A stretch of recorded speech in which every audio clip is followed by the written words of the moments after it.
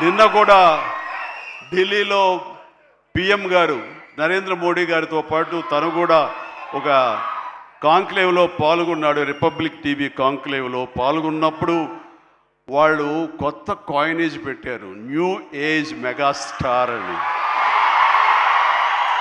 Yes, మనం ఇలాంటి అవకాశాలు నాకు రాలేదు, కానీ చరణ్కి వచ్చింది. చరణ్ దాంట్లో నిరూపించుకుని ఒక అడుగు ముందుకు వెళ్తున్నాడు. కాబట్టి చరణ్ని ముందుంచి నేను వెనక ఉండడం అన్నది సబబు, అది కరెక్టు. బిడ్డలు ఎదిగినప్పుడు, బిడ్డలు ముందుకు వెళుతున్నప్పుడు ఆ పొందే ఆనందం అంతా ఇంత కాదు. సో ఈ రోజున ఈ పెద్ది తర్వాత రంగస్థలంలో కొంతవరకు, ఇప్పుడు ఈ పెద్ది తర్వాత పుత్రోత్సాహం అనేది 100% నేను ఫీల్ అవుతున్నాను. అండ్ ఎవరో అన్నట్లుగా మరి బిడ్డ పైకి వచ్చాడు, బిడ్డ ఫుల్ ఫిట్గా చేస్తాడు కదా, ఇంకా మీరు చెయ్యాలంటే ఆహా ఆ విషయం మాత్రం ఎస్ చెయ్యాలి. నేను అంటాను, ఇప్పుడు పని చేయటం డబ్బు కోసమో లేకపోతే ఇంకోటి కోసమో లేకపోతే ఇంకా మీరు ఆర్టిస్ట్గా పేరు సంపాదించుకోవడం కోసం కాదు.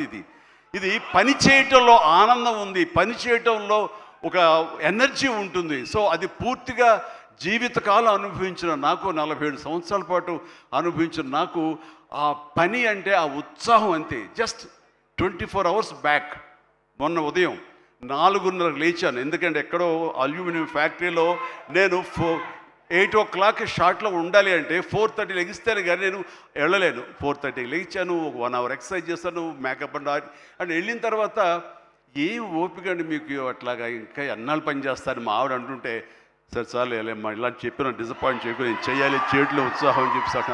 సో పని అనేది నాకు మాకందరికీ జీవన ఇది మనకి, అది ప్రతి ఒక్కరికి కావాలి, అది లైఫ్ లైన్ మనకి.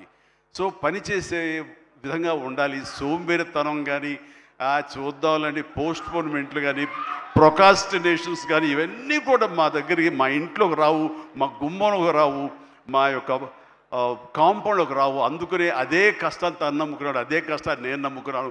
మా కష్టానికి ప్రతిఫలంగా మమ్మల్ని ఎక్కడో, మీ గుండెలు ఎక్కడో పెట్టారు. అంత మంచి స్థానం మాకు ఇచ్చినందుకు చరణ్ తరపున, నేను మా కుటుంబం తరపున మీ అందరికీ మనస్ఫూర్తిగా, ప్రజానీకానికి, ప్రేక్షక లోకానికి, ఎవరైతే ఈ సినిమాని ఆదరించారో, చిన్న బిడ్డల దగ్గర నుంచి, టీవీల ముందు డ్యాన్స్ చేసే బిడ్డల దగ్గర నుంచి, థియేటర్లో కన్నీళ్ళు పెట్టుకుని ఎమోషనల్ అయినటువంటి యువత వరకు, అమ్మాయిలు కానీ, అబ్బాయిలు కానీ, పెద్దవాళ్ళు కానీ, వీళ్ళందరూ చూసి ఆనందిస్తుంటే నేను కూడా వావ్ చాలు ఈ జన్మ కన్నా ఫీలింగ్ నాకు ఇచ్చాడు. Thank you Charan, love you రా, లవ్ యూ మై గాడ్. ఇక